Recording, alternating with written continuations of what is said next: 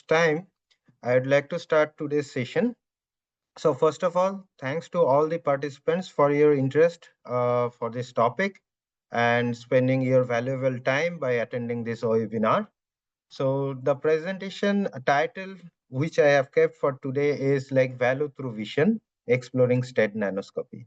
So why value through vision is,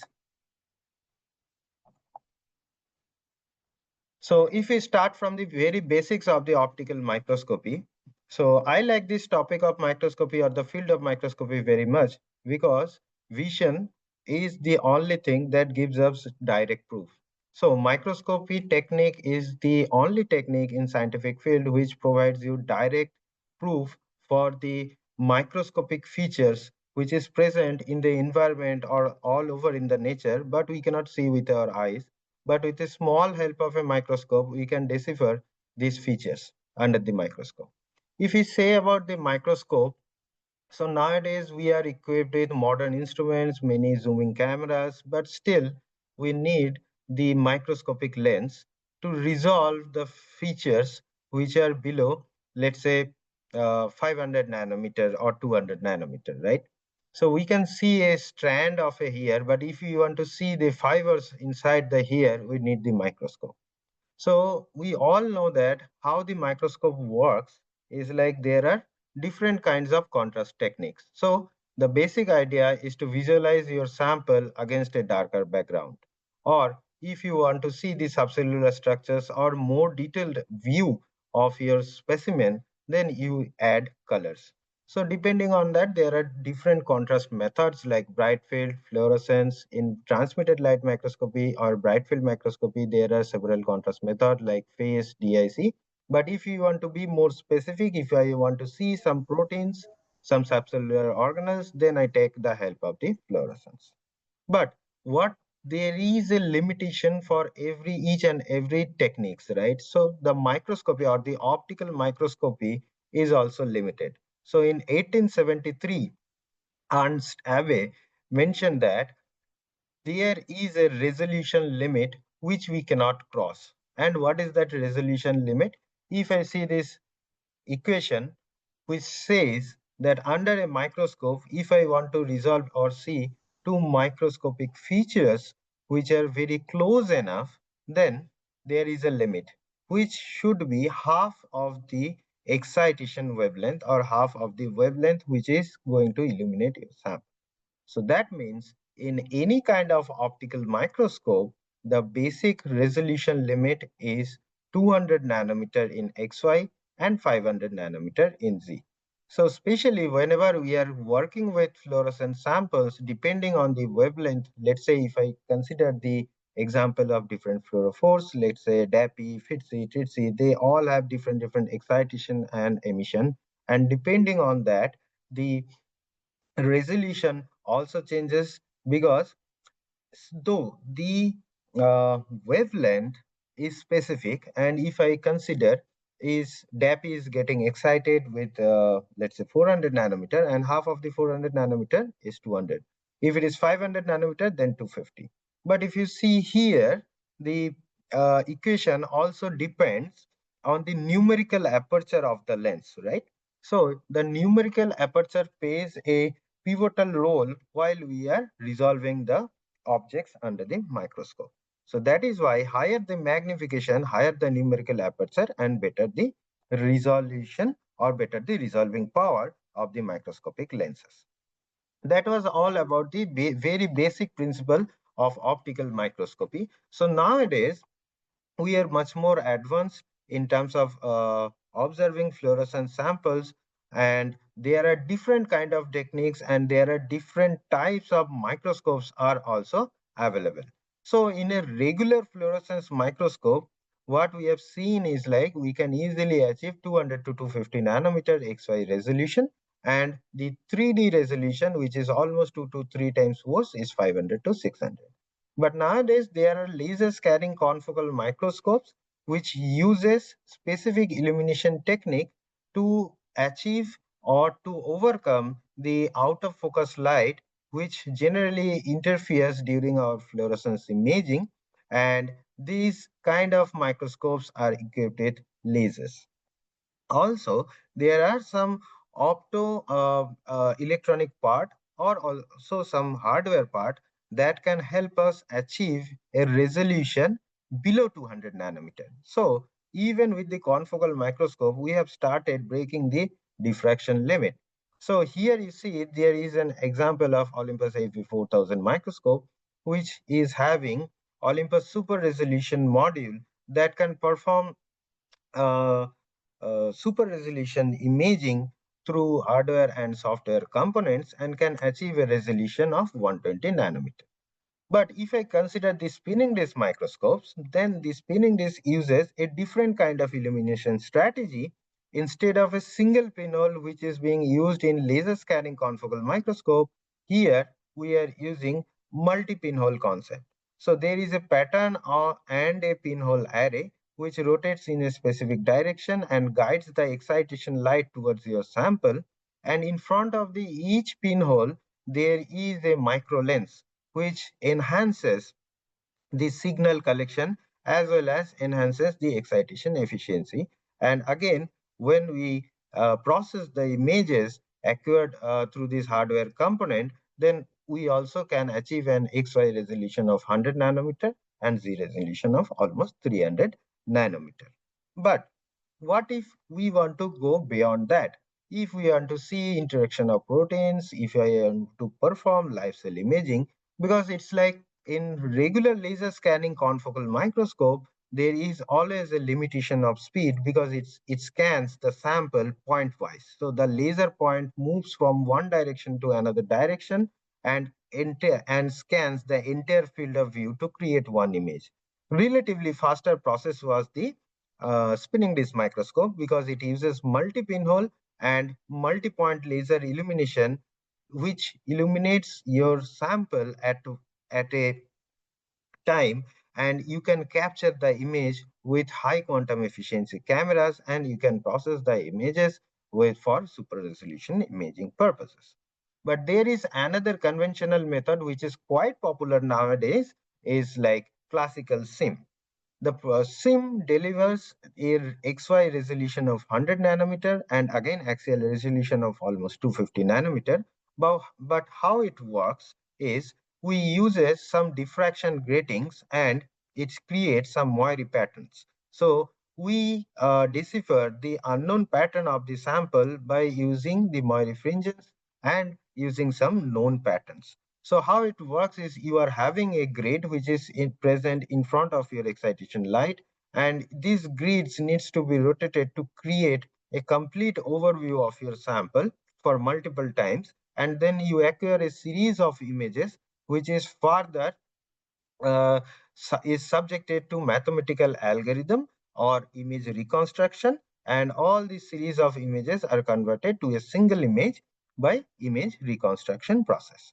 So there are three types of structured illumination. One is classical sim, which gives you 100 nanometer resolution. Then there is sim square, which uses advanced algorithm and fast imaging, but still the resolution is limited to 70 nanometer and the axial resolution is almost 200 nanometer. There is another type of SIM which is called lattice SIM that combines SIM with lattice light sheet microscopy and is very good for acquiring 3D overview of thin optical sectioning. And there we get the lateral resolution of again 100 nanometer and Z resolution of 300 nanometer. But if we really want to track the proteins or the molecules which are in submicron region, which is like far below than 150 nanometer, then there are two separate methods. The first one is the single molecule localization microscopy. So this single molecule localization microscopy uses stochastic illumination of your field of view, and it uses a small fraction of photoswitchable fluorophores which are being illuminated at once, and then the few goes to the off state. So basically here we can use like direct illumination, or we can use the dyes, specific dyes, which can show a like blinking pattern between the on and off state. And each spot is typically is like significant of a single fluorophore molecule. And then we acquire a series of data like thousands of acquisition, and then we reconstruct the image. So that means though it uses stochastic illumination and it captures the signature of blinking pattern of each fluorophore which is present in your sample, but it needs a series of image acquisition to cover the entire field of view, right? And then we can get a single image, or we can get the phenomena how we can recreate the structure of the sample. So there are three classical examples of SMLM or single molecule localization microscopy. One uses photoactival fluorescent dyes, which is called photoactivated localization microscopy or PAM. Another one is the stochastic optical reconstruction microscopy, which uses photo switchable organic dyes, which can which keeps on switching between on state and off state. So and the last one is the direct STROM or direct stochastic optical reconstruction microscopy. So DSTROM is relatively easier with the sample preparation, where you use a specific buffer environment where your dyes keep on blinking and you just acquire a series of images. But other two methods are specially involving specific dyes.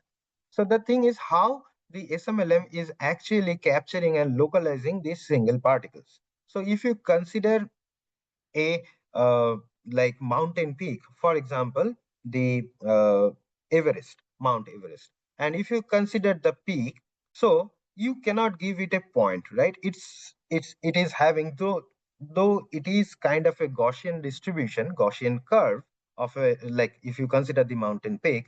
But if I say what is the point or what is the peak area, so there probably I need to go for multiple points, and then from each point I need to average out what is the best convolution angle of the peak, and I can say this is the area where the mountain's peak is situated. It is also like that, from each blinking you are getting the data, and then you are reconstructing this structure or the microscopic feature of your structure. So though this SMLM was a very good technique, and it gives you 10 to 20 nanometer of localization precision, but again, so previous all the three techniques which I mentioned is still limited with mathematical algorithm, because all of them needs image reconstruction. And whenever you are performing image reconstruction, starting from deconvolution to other mathematical algorithms, there could be a chance of artifacts, there could be a chance of wrong PSF fitting, and that depends on the sample preparation as well, like how your sample is, how old your sample is. Probably today what you are getting, after a few days you might not get the same signal and same resolution depending on the sample.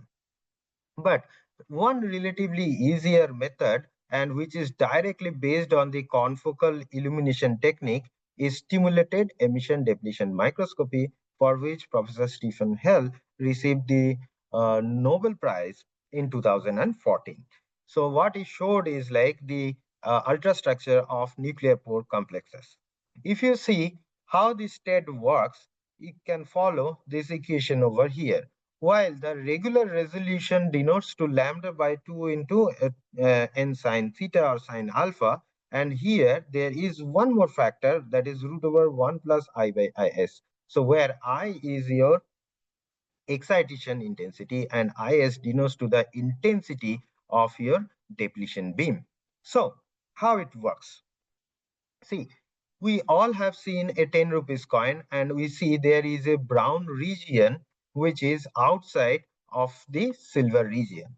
So it works like that only. So suppose if I consider a single fluorophore molecule, so how it is being illuminated under a confocal microscope, the excitation laser comes and a reflecting dichroic mirror reflects the excitation light towards your sample, and then the emitted light is getting reflected back towards the detector. Now this is having a diffraction limited spot which is like 200 nanometer. So when This is specific for a single excitation spot, which is 200 nanometer. Now, if I want to decrease the spot, that time what I'll do, I am going to introduce a specific laser type which can deplete the excitation. To be like in layman's language, what this laser's function is to switch off the fluorophore emission in this region. So right now, if you see this spot, this is a depletion zone in the which is marked in red, and your actual excitation spot is the green one. So previously, if you see, this is your entire excitation spot with a specific laser. But if you introduce the depletion beam, it looks like a donut, and you are only getting the emission from the center of this donut. So how it works, I have already mentioned that it is going to switch off the peripheral fluorophore molecules which are present in the circle.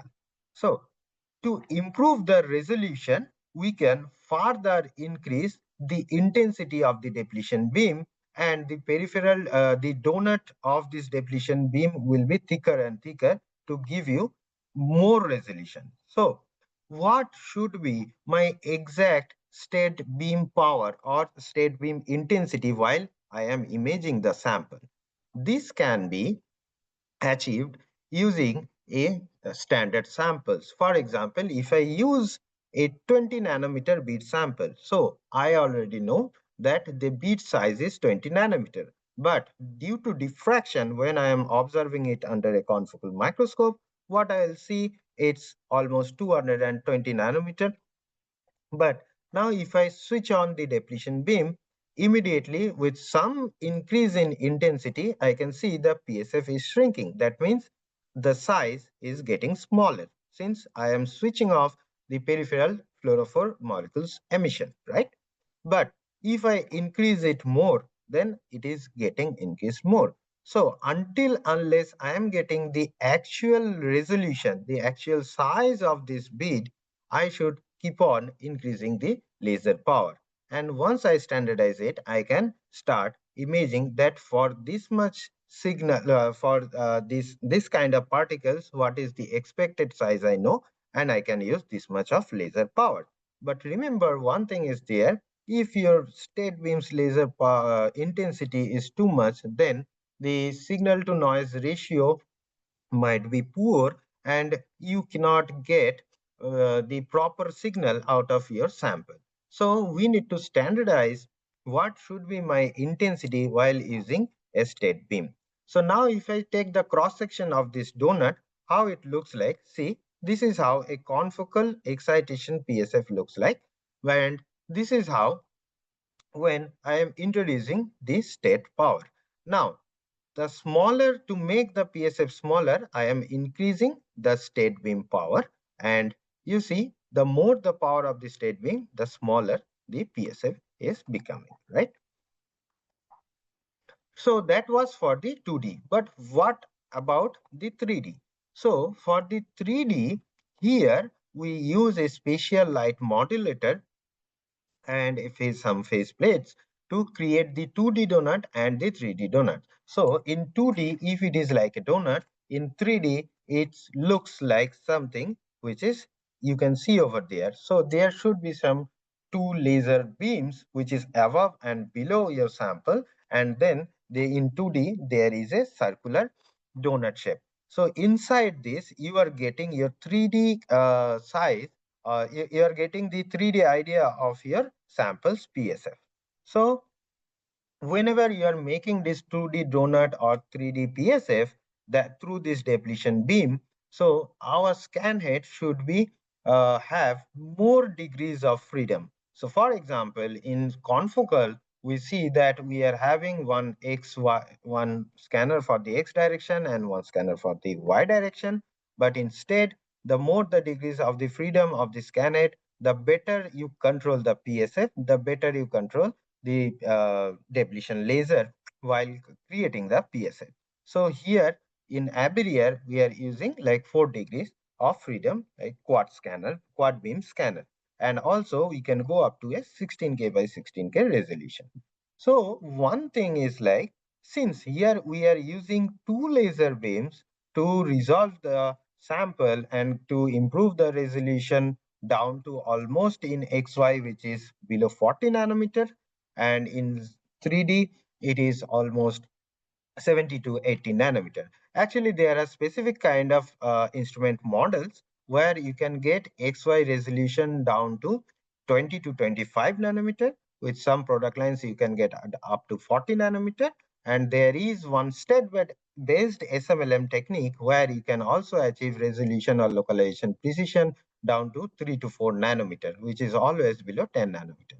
Though, yeah, coming back to state beam. So here, if you see in the previous slide, I just mentioned how the excitation laser is going and illuminating your sample.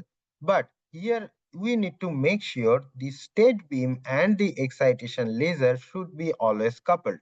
Otherwise, you will see there is a misalignment and you will get a false signal from your state images. So here you see how we are achieving that the excitation laser and the state laser is coming to the same fiber optic cable. We are collimating the beam and the excitation and state laser is already pre-combined. So when it is pre-combined, there is lesser chance of any kind of misalignment, and then you are sending it towards your sample from where the green zone, the green line is showing the excitation laser and this purple line showing the donut or the depletion laser from where you are getting back the emission, which is now smaller enough, which is giving you a resolution of below 20 nanometer, almost 20 to 30 nanometer. So here, since the state equation itself says that it is lambda by 2 into Na plus 2 into Na into root over 1 plus I by Is. So that means here Is depends to the power of the state depletion beam. So the more power you can get from the pulsed image, like pulse lasers. And for excitation purpose, whether you are using a continuous laser or the pulse laser. The specific point is the excitation time should match the pulse time of your depletion beam, because your depletion beam or the depletion laser is always much higher power than your excitation laser. So the matching, whenever you are detecting the emission signal, it should be the excitation laser.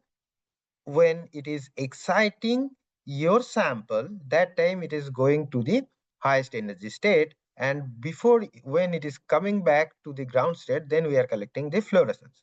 Now your state pulse should reach to your sample while between it is like being excited and it is getting back to the ground state. So your detection should always be a gated detection, and your state pulse should have been your state pulse should reach towards your sample before the sample comes back to ground state. And that is why it is very easy to also get the lifetime data while using this state. So also the detection strategy, whenever you are using, like in regular confocal microscope, you are using gas PMT or multi-alkali PLT or hybrid detector, but they are having a limit in the quantum efficiency.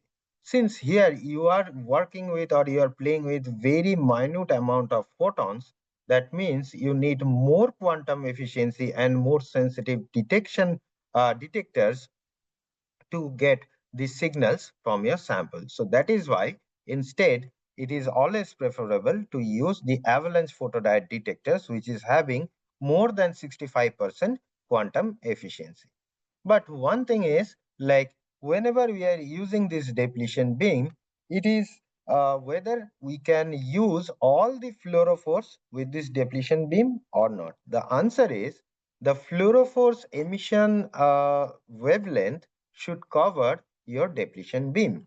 For example, if you are working with red and far red dyes, then your depletion beam is generally having a wavelength of 775 nanometer. If your dye's emission tail doesn't cover the 775 nanometer wavelength, then your dye cannot be depleted with 775. So there is another depletion laser which people also use, which is like 595 nanometer. But the problem is whenever you are going to super resolution imaging, or like you are working at the single molecule level, that time you will see you can get more stability with the red and far red dyes. And which is why you should always perform this STED imaging with the higher wavelength. Because like if you are also using like a shorter wavelength, like if your sample while performing the STED is there is a sample and you are using the DAPI which is getting excited with 405, and simultaneously if you are using the STED in 775 with the 775 depletion, that time the 775 might be an reason for your DAPI's 2-photon excitation. So while choosing the dyes, we should also be careful that what kind of dyes we are using, how stable our dyes are, and what are the pros and cons of using these separate different dyes. So now, since STED uses the depletion beam and it switches off the fluorescent signal in some portion of your sample, that means there is a significant chance of bleaching as well. So your sample should be equipped with very bright fluorophores, and that should have a better stability so that your sample is not easily photo bleached. And not only that, if even you are using like confocal based super resolution, that time also the type and the nature of dyes also plays a key role to deliver you this the super resolution images. Okay, so whenever, just remember that while we are in super resolution mode, we always need to use more laser power even with the confocal. So that means your dye should be photostable. So here you can see a list of dyes which are being favored and being designed for STED imaging. You can see there are different kind of star dyes for which is for secondary antibody labeling. There are for nano conjugated dyes. There are dyes which can you directly use with live cells for which is aerial live dyes, and you can get the resolution below 30 nanometer. There are also halotech dyes, and there is also like super single molecule local dyes for single molecule localization microscopy. So here, let us see some example of raw state data. Here, you see this is the confocal data of nuclear pore complex. And when you go with this depletion beam, you see the state gives you the resolution, which is below almost 40 nanometer. And here you see, we can also even see the two subunits of these nuclear pore complexes. So here you can see in confocal with 200 nanometers optical resolution, we can barely see any signal. But here with STED, we can easily identify the number of subunits in the NPC complexes. So here, this is a magnified version of this image. And here, in some cases, you can see like the entire nuclear pore complex where you are using two subunits. One is immunolabeled with GP210 and another one is PAN 45.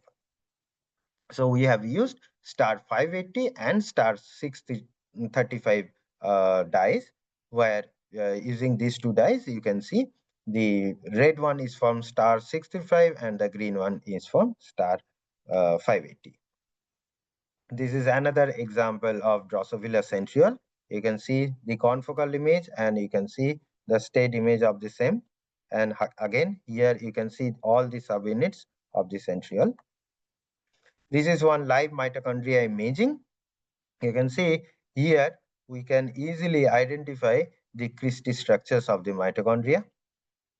This is one live cell imaging, and with the one 2D STED instrument, which is known as Stedigon from Aberia.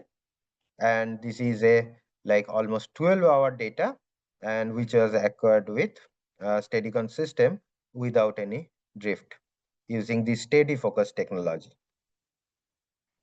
So basically, there used to be like three product lines from Aberrier to help you with the STED imaging. One was Steadicon, one is Facility Line, and Minflux. Nowadays, they have like one 2D platform which is having four excitation laser and one dedicated depletion laser, that is 775, and it can achieve a resolution down to 30 nanometer in 2D. But the 3D STED is not possible with this system.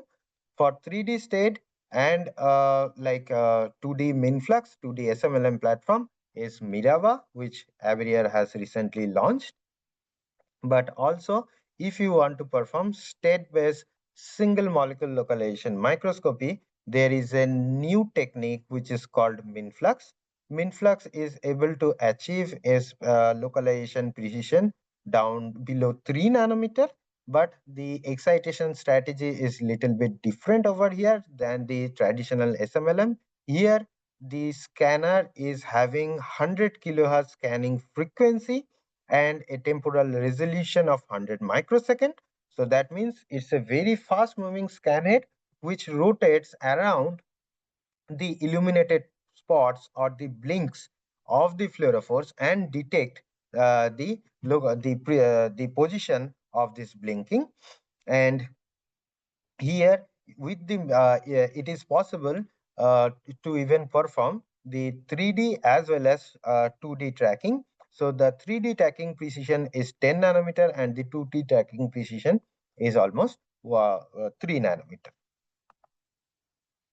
So in summary, I would like to mention that I have walked through all the super resolution techniques, and we have seen that with confocal, we can achieve an XY resolution of 100 to 120 nanometer and Z resolution of 300 to 400. With SIM, that can be minimized down to 100 to 300.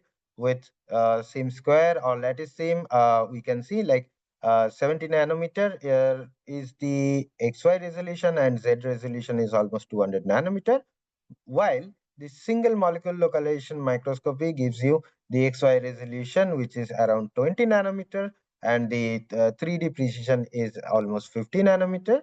And the state with 2D state, we can achieve an XY resolution of 35 nanometer, and with 3D state, we can achieve an XY resolution of 25 nanometer and the Z resolution of 70 nanometer. Now, last but not the least, so among all the techniques, what is the benefit with this state? The answer is state is the only technique which gives you the raw data without any mathematical algorithm. So you are not reconstructing any data, rather you are getting the raw signal, the raw resolution, and you are getting almost 10 folds better resolution than the confocal and using the similar techniques of confocal illumination. And this is the like the for the sample preparation part also, you do not need to worry because it is the same way you prepare the sample for a confocal microscope or a fluorescence observation. The same way you can prepare the state sample. You do not need to worry about making a specific environment or changing the buffers or using any special dyes. But yes, if you want to get a better resolution, better signal to noise ratio, then you can use specific dyes like we mentioned, like Aberrier dyes, which are mainly meant for STED imaging. But these Aberrier dyes are now being used by most renowned lab globally, not for only STED, but also for any kind of super resolution imaging. So thank you for your time. I hope I have tried to explain all the super resolution techniques and how state plays the key role in achieving maximum 2D and 3D resolution. Here I would like to stop my presentation. Sunita, over to you.